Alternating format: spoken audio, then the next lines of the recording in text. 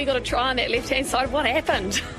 Oh, but I'm going up and over and bloody head over biscuit. It wasn't enough stability there for myself, but no, I was busting for a bit of meat this game. It didn't seem to work out.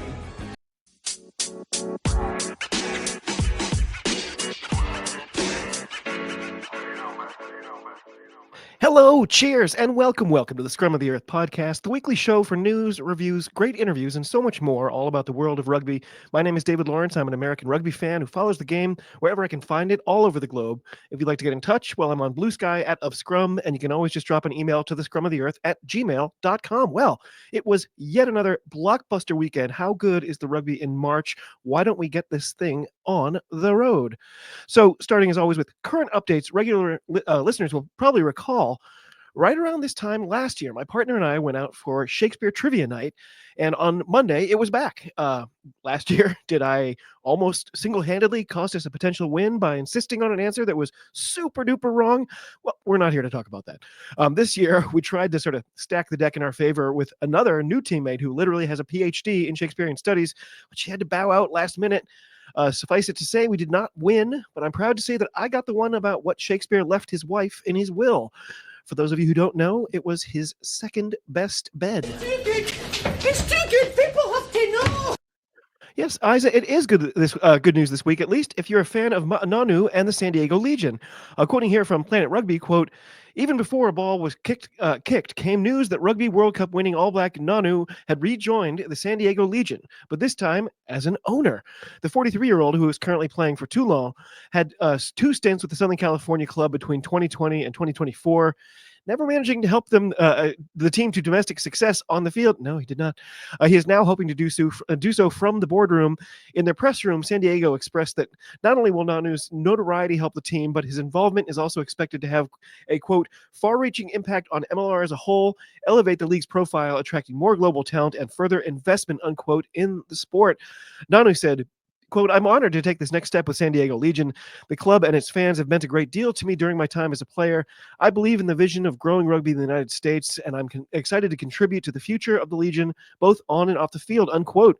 So, you probably all know, I've been a huge fan of Ma'a Nonu for years and years now, so it saddens me that I won't see him lacing up his boots in the MLR any longer, but it sounds like a great move for him, and hey, elevating the league's profile is just what we need. Best of luck, Ma'a Nonu, except in the final. Anyway, that brings us to our reviews. Of course, there was a ridiculous amount of rugby this weekend, so we're going to do a bit of a mad dash. When I ran through the previews last week, you know what I totally forgot to even mention? Yeah, Women's Six Nations. It kicked off this weekend. I have to say, it was excellent. Not that that's like newsworthy in itself. I just mean, what a weekend and what a start. So our first offering was Ireland versus France. I was very curious to see what Ireland had in store for us. In case you missed it, I recently had another chat with the inimitable Rugby Julia. I highly recommend you check it out. We were both kind of wondering if what we perceived as a massive leap forward last year might not be as real as the common thought would have us believe.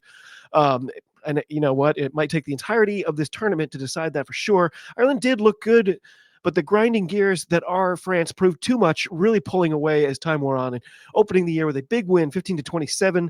France were down to 14 players for extended periods and survived a red card against Gabriel Vernier to seal the victory. I like what I saw from France. They aren't overwhelming people at the moment, but there's just an inevitability to their style that seems kind of frightening. Scotland versus Wales had my son and I on the edges of our seat the whole way. I was frantically messaging everyone I knew to complain about the officiating. I ordinarily go out of my way to avoid doing that, but this was, I don't know. It just felt rough. Maybe I went nuts. It was probably just my bias showing, but anyway. It was good news for Wales, I think, in that people spent the week leading up saying, let's calm down. Sean Lynn can't make a difference in 5 days. Let's keep level heads. But on the day, they really could have won this game. Scotland had, if I remember right, 17 tries disallowed after the fact, but still came away winners at home, 24-21. This result is the one I wanted, but I also think it points to Scotland being less good than we thought, and Wales having more of a shot than we had imagined. So anyway, finally, of course, the sun came up on Sunday morning and England defeated Italy. To be fair, it wasn't nearly the spanking I had anticipated. Final score, Red Roses 38, Italy 5. Sorry, I don't have more to say about that one, but I don't. Okay, switching gears and heading all the way to the other hemisphere for Super Rugby Pacific, where it was round 6. Holy cow, has this competition been so good so far. Our clear and obvious game of the week had to be Blues versus Crusaders, with the reigning champions looking to cement their place at the top over their fiercest rivals, the Crusaders. Of course, were the Schadenfreude superstars of last season. I mean, every rugby fan on earth seemed to revel in their surprising collapse. This weekend, they were like, guess what? And the Blues fell right into the trap. Visitors went on to win 19-42. When I looked back at the score, I honestly was surprised the margin wasn't bigger. It was the first away win, I should say, for Crusaders since 2023. And guess what? They're back. Moana Pacifica, they got things started on the weekend by getting walloped by the Chiefs 35-50. And actually, I think it was 52 now that I remember. That score heavily belies what your eyes told you on the day. Highlanders versus Reds started badly for my guys. The visitors clearly on the ascendance, and my Highlanders, I mean, you know the drill. The Reds got the first 2 scores. Felt like we were in for a major butt kicking, but to give us credit, we bounced back, took the lead with a few minutes to go before the break. Entering the third quarter, it was as tight as it gets, 20-19 in favor of the home team. But then, predictably, the Highlanders went to their go-to move, completely collapsing in the closing moments, coughing up yet another tough loss, 23-29. Holy cow, this is rough. By the way, if you're an Aussie team who hasn't won a game in New Zealand in Dogs years, never fear. Just get yourself to Dunedin, where the door is always open. Anyway, Waratahs, they were hosting the Brumbies in a classic derby. The Comps came out swinging with their metaphors. One of them said, quote, "The Brumbies will want to get up early and put the Taws in the house of doubt," unquote, which is a phrase I've never heard and instantly loved. So it was Robert Valentini's debut for the season. They described him as the best rugby player in Australia. Hard to argue.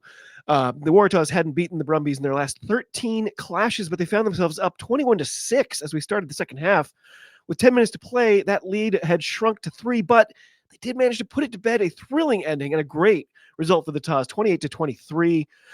Western Force, they were home for the Fijian Drua, and I was furiously texting with Hugh Griffin about it because I was just outright mad at the Drua. Like, they mentioned that they hadn't won an away game in a couple of years, and I was thinking, oh, gee, poor them, that must be rough. And then I watched them and realized they don't deserve to win away games with the way they're playing in this attitude right now. Like, there's the trope in the top 14 that teams only care about home games. Apparently, the Drua heard about that and were like, hold my beer, because this was possibly the worst defense I've ever seen played, or more accurately, not played. The Force aren't even a really good team. They're just okay, but they should never be blowing away any serious opposition. But the Druid just gifted it to them. There was honestly a moment where a player didn't even attempt a tackle. He didn't miss a tackle mine. He just never attempted one. He literally watched someone run by him and score and kind of looked like, oh, wow, look at that. That guy's going to score a try. It was so strange. I'm still so annoyed. By the end, it was a bit embarrassing. Massive 52-15 drubbing. Oh, maybe that's where I got the 52 from earlier. But I've never seen the Forest looking so good in comparison. So making the lateral move over to Opiki, it was the start of the second half of this crazy season. Just comes and goes so quickly, it boggles the mind. Sadly, for the Hurricanes, POA, things continued as they have all seasons. They lost at home to Matatu, 24-43. Their attack did look better this week, but their defense was porous. They've only got 2 more shots to get a win this season. The other game was obviously the Chiefs Manoa welcoming the Blues to the Waikato. A potential preview of the final, I would say, but the Blues just keep getting stronger, dispatching their hosts with ease, 21-36. Portia Wycliffe added yet another try to her illustrious stat sheet. This is your official, please, Portia, don't retire moment. Just in case you somehow missed it, by the way, I had another great chat with Alice Soper and took a deep dive into this competition. Highly recommend giving that one a listen. Anyway, swinging back up north to the top 14, we were on to, pretty sure it was round 843. We had an obvious match of the weekend. In fact, if it weren't for all the missing players, it might have been the match of the weekend across all competitions, maybe for weeks. No matter what, Toulouse and Bordeaux-Bègles, a fixture between these two teams is always as good as gold. To be fair, my Border Beagles had a lot more French internationals back than I expected. And I mean, that's the top 14 for you. So Ube, they were scoring early and often and led by more than 2 scores after just a quarter hour. Lubebe, he got in for a try in the corner to extend the lead, and the hosts looked, let's say, lugubrious on defense. When Peno's try made it 27-0, I realized how much I love this team. Like, is there a more exciting rugby team to watch in 2025? sincerely doubt it. 54-45, that was the time on the clock when Toulouse finally got their first points, a gimme from an intercept that probably shouldn't have happened. The home team are still potentially the best team on earth, and they did get back in it. The score suddenly 29-21, and there was no way my guys were going to blow this, right? Somehow, it was Damien Penaud on defense that shut the door on this one. Does the guy even sleep? So an incredible contest. Really worrying. It's really worrying if you're rooting for UBB, as I am. They really let Toulouse back in it, and there was a good stretch when it appeared like they might have just completely let things get away from them. But in the end, Bordeaux, they were winners 32-24, and more on how that affected the table in a moment. Just briefly, La Rochelle, they're being described as being in full crisis mode with lots of whispers about Ronan O'Gara's future, with the team swirling about. They were back at home for Cast, who have looked pretty good this season, but neither team got a win this weekend, drawing on a dozen apiece. Clermont, they somehow lost to Racing 21-23, head scratcher. Lyon, they smacked around Vannes 36-21. Pau narrowly edged out Parole City 40-38. So many high-scoring games this weekend. The drink boxes took down Bayonne 31-27. Toulon continued their torrid streak at home, crushing Perpignan 40-19. After the Sunday match I led with, the table is starting to look fairly clear. 3 teams in the 60-point range and 6 in the 40-point range. Vannes, they have found their way back down to the very bottom, and Perpignan were like, wait a minute, 2 Parisian teams worse than us? Quelle horreur! And they promptly plummeted back down to 13th. Yikes. Okay. Switching back over to the URC, it was back with a vengeance. We got started with what turned out to be a lively contest between Cardiff and the Lions. I was weirdly excited to see Cardiff get a desperate win, somehow holding on to take it 20-17. And after listening to the wrap this past week, I was fired up for a Welsh sweep this weekend. We were off to a good start. Despite that result, the big one this week simply had to be Glasgow versus Munster, with friends of the pod Patricia Vieira and Johnny McGinty on the edges of their seats as it came down to the wire. Speaking of whom, this coming Sunday, we 3 will be sitting down again for a chat about the return of the European action, where the knockouts are just about to begin. Absolutely tune in for that. So this one was scrappy right to the end, just as you'd expect. Glasgow, they found a way, thanks to, and I think this is the second weekend in a row his name's come up, it was the Scottish player, Macbeth. He was getting the try that would make the difference on the 75th minute. How good has this guy been? At full time, the scoreboard read 28-25. This is the type of win I think Glasgow need if they want to show any serious intentions this season. Got another Welsh victory when the Ospreys beat up on my Scarlets, and a thriller 43-40. Another gut punch for my team, and 2 wins for the Welsh regions early in the round. Is it possible at this point that if Connacht score 2 tries early, the other team is literally guaranteed a win? Scarlets, they held on to a wisp of a chance at 14-15 against the visiting Stormers. Just when it looked possible, Stormers kind of blew them away 17-29 after some last-minute nonsense. Real bummer for Scarlets fans. Dragons, they weren't feeling the vibe either. They lost in the end to Ulster. It was so painful. Like, they were only down 1, but Ulster got a penalty and got to take so much time setting up the kick that the game was over whether they made it or not. Like, that must be the most excruciating way to win for players. And that also made it 12 straight losses for hapless Dragons, 20-24. Ouch. That made the regions 2-2 on the weekend. And while I had hoped for more, I think you'd have to take this and be happy. Potentially big one this weekend was Leinster traveling down to Pretoria to face the Bulls. And what do you know? While every other team is bereft of star talent because of the Six Nations, Leinster having to worry because they can just select players like Jordy Barrett and R.G. Snyman. I'm starting to realize I feel about Leinster like every non-Patriots fan felt about the Patriots for like 20 years. Oh, except, the Patriots actually played by the rules the whole time. Leinster, they got up early and held the lead most of the way, but with under 10 minutes to play, the Bulls finally nabbed a 1-point advantage, but a harebrained tackle in the air by Sebastian de Klerk got him a red card and opened the door for the visitors to maintain their perfect record on the year. Sure enough, Jordy, a penalty brought Leinster back in front. Ho-hum, yet another win for the factory, but no. The 84th minute, a penalty got the Bulls a final shot, and they nailed it, winning a shocker 21-20, handing Leinster their first defeat in who knows how many months. And by the way, after I've just been sitting here saying, I can't believe they won, here comes the ultimate zag. This result really annoyed me because I've secretly been saying for weeks now that if Leinster go into the postseason undefeated, that's going to be really bad for them. And now they've gone and avoided that little trap while still squarely remaining on top. Anyway, Benetton versus Edinburgh. Probably not a game you'd be telling your grandkids about, but it was close. Edinburgh leading by 2 points as we entered the final 10 minutes. Freddie Douglas had a big game off the bench for the visitors, getting a critical turnover that looked like it should close out the match. By the way, they still haven't even found a photo of the guy for the website. However, this is Edinburgh, and a brilliant try from brilliant flanker Alessandro Isacor, doing his best winger impersonation, slammed the door shut on another disappointing result for the men in orange, 21-18, just crazy. Final thought, Alessandro Isacor just turned 25 a couple of weeks ago, so I'm going to be enjoying keeping an eye on him. Anyway, meanwhile, the Premiership was back into action. Are we sure they still have teams at this point? On Friday, the Northampton Saints got shut out at home by Leicester Tigers, 0-33. What on earth? Newcastle, they lost yet again, dropping one to Sale, 15-39. Saracens lost a nominal home game staged at Tottenham Hotspur Stadium, 12-23, in favor of the Harlequins. Saracens got all their points in the first half, getting steamrolled in the second. But for the record, I heard they got 54,000 fans in the seats for this one. Very impressive. Bristol won a 90-point shootout with Exeter, 52-38. And Bath shut out Gloucester in the second half to nab a nice 42-26 win and maintain their place at the top of the table. For those of you keeping track, second and third places are held by Bristol and Leicester, while my Quins hold a tiebreaker over Gloucester to take fourth. Easily within striking distance, though, are both Sale and Saracens, who are tied and only 2 points off the pace. After that, the drop-off is precipitous, with Northampton wondering if they imagined that whole winning the competition thing, and Exeter and Newcastle are rock bottom with just 2 wins apiece. Anyway, back here at home in the USA, we actually had 2 separate competitions this weekend. How good is that? If I had said to any American even 5 or 6 years ago that in 2025 there would be a full-fledged pro men's rugby competition and a women's competition, that American would have said, "What's rugby?" But here we are. So in Major League Rugby, the important game was, of course, my beloved Free Jacks away to DC Old and Gory. It was not pretty. We only scored 2 tries. DC doubled us up. No sign of Jason Patras, which has me really concerned.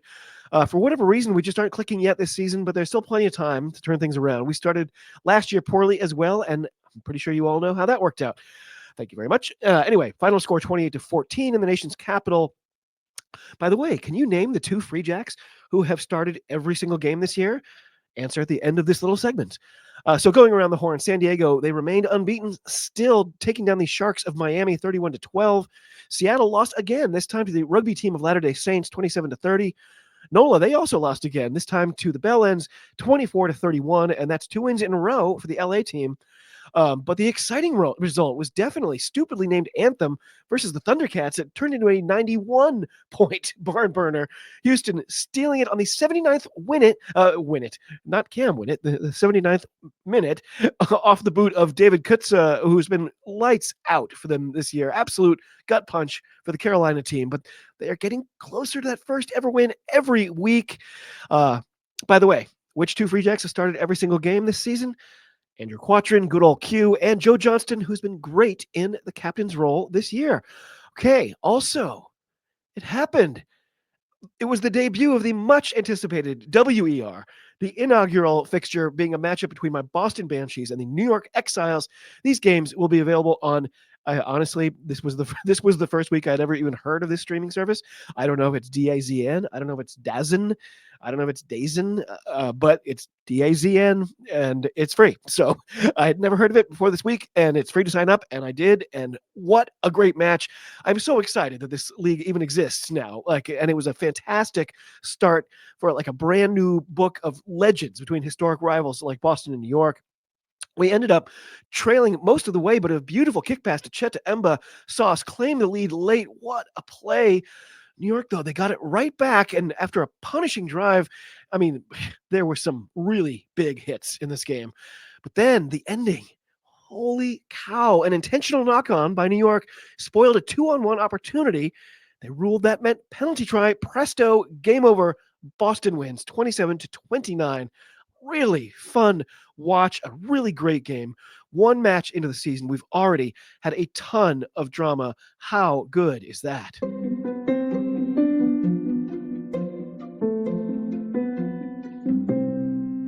Well, it's time for this week's Diamond in the Rough Award, and this week the award goes to Helen Dawson. Ms. Nelson, your calm head and sure boot have been the difference in a crucial win for Scotland to start the Six Nations.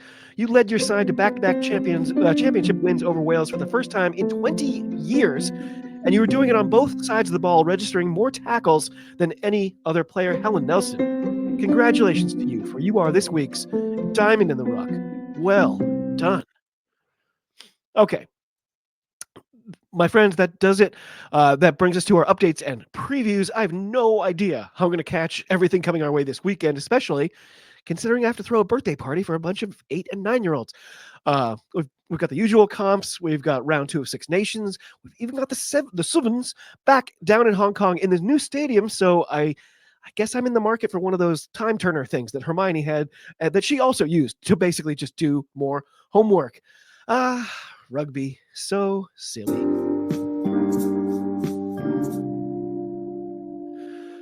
Well, my friends, that does it for another week. Holy cow, there's a lot happening right now, but I'm totally into it, but I'm also a little stressed. Anyway, if you've been considering reaching out, please do. It's always great to hear from you.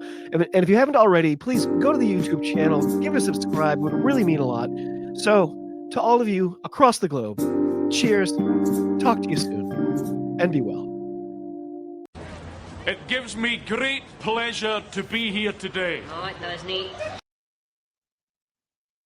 You want to tempt the wrath of the whatever from high atop the thing? I wish I could get up at 11:30 every morning after being out all night God knows where.